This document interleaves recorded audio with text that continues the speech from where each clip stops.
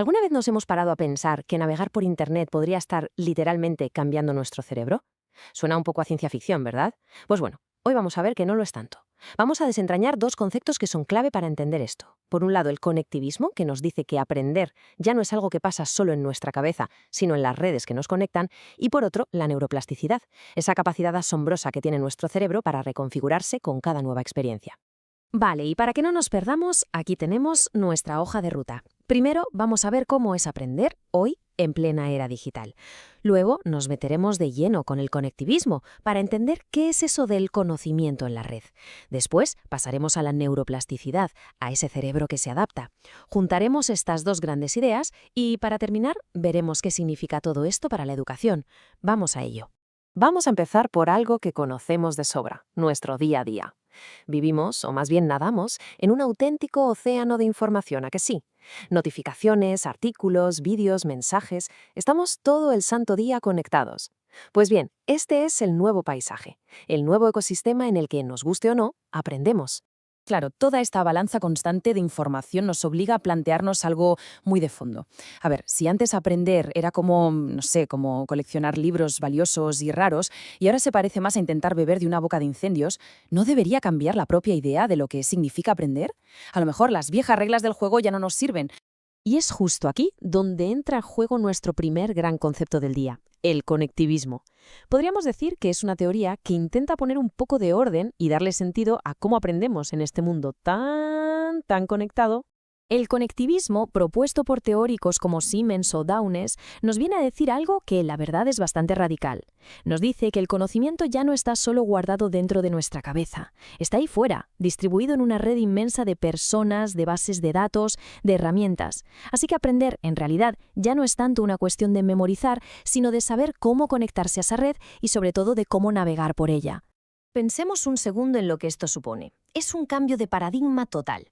La visión de toda la vida era que aprender era como llenar un cubo con agua y vas acumulando conocimiento dentro de ti.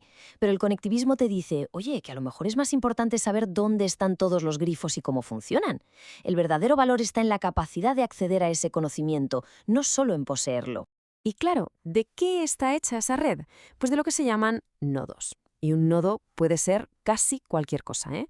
Puede ser una persona experta a la que seguimos en redes sociales, un foro de aficionados a algo, una base de datos científica o incluso el algoritmo que nos recomienda vídeos. Aprender, en el fondo, es el arte de conectar y saber conversar con todos esos nodos. Y aquí está la clave de todo esto, yo creo.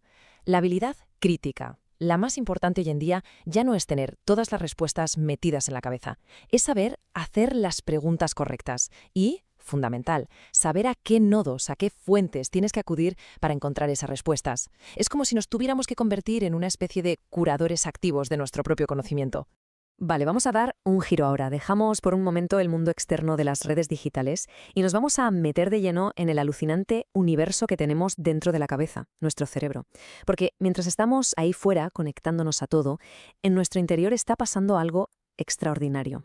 Y esto, que quede claro, no es una metáfora, se llama neuroplasticidad.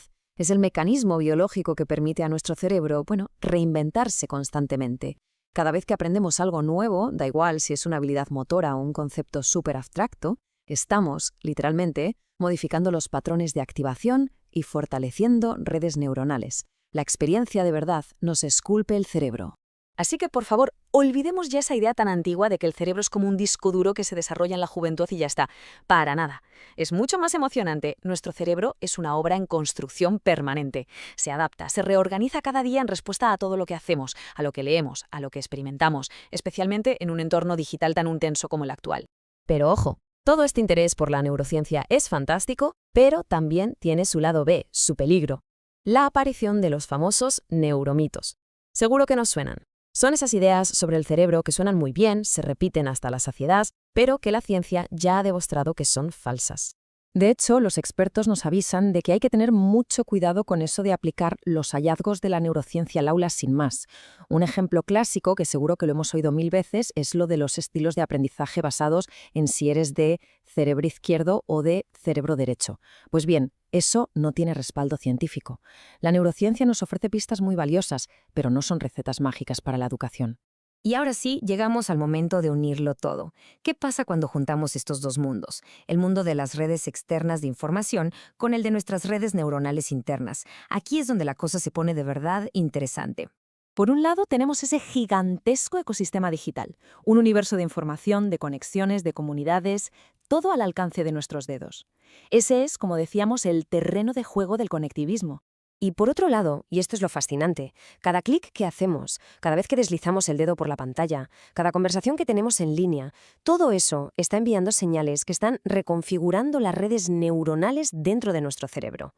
Y no es algo que pase de vez en cuando, ¿eh? Es un diálogo constante. La forma en que consumimos la información está literalmente moldeando la estructura de nuestro pensamiento. Aquí está la gran idea que lo une todo. El conectivismo es como el mapa de la red de conocimiento externa. Nos dice el qué. Y la neuroplasticidad es el mecanismo, el cómo nuestro cerebro se va adaptando a ese mapa. Son las dos caras de la misma moneda que define el aprendizaje hoy en día.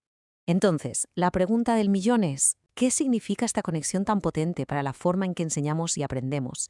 ¿Cómo podemos aprovechar todas estas oportunidades sin caer en las trampas que evidentemente también existen? Porque, seamos sinceros, este nuevo entorno tiene sus peligros. La sobrecarga de información es muy real, el cerebro se satura. Las distracciones están a un solo clic. Y por eso, aprender a gestionar la propia atención y, sobre todo, a discernir qué fuentes son fiables y cuáles no, se ha convertido en una auténtica habilidad de supervivencia intelectual. Por suerte, la neurociencia nos ofrece un marco para un aprendizaje eficaz que justo aborda estos retos. Se basa en 4 pilares clave. Primero, la atención activa, o sea, estar de verdad en lo que estamos. Segundo, el compromiso activo, no ser meros receptores pasivos. Tercero, recibir feedback claro para corregir errores, porque es así como se aprende. Y cuarto, la consolidación, que no es otra cosa que practicar a lo largo del tiempo para que esas conexiones neuronales se hagan fuertes. Y claro, esto le da una vuelta completa al papel del educador. El profesor o la profesora ya no puede ser esa única fuente de información, el famoso sabio en el estrado. Ahora, su rol es mucho más interesante, es como un arquitecto o una diseñadora de experiencias de aprendizaje, una guía que nos ayuda a navegar por la complejidad de la red. Así que nos quedamos con esta pregunta, que es una pregunta para el futuro. ¿Cómo diseñamos una educación que nutra y cuide de estas dos redes a la vez, la externa y la interna? El reto no es elegir entre la tecnología o el cerebro, sino entender que son un equipo. Se trata de aprender a cultivar, de forma intencionada, tanto el jardín de conexiones que tenemos en el mundo digital como el que, día a día, floreja dentro de nuestra mente.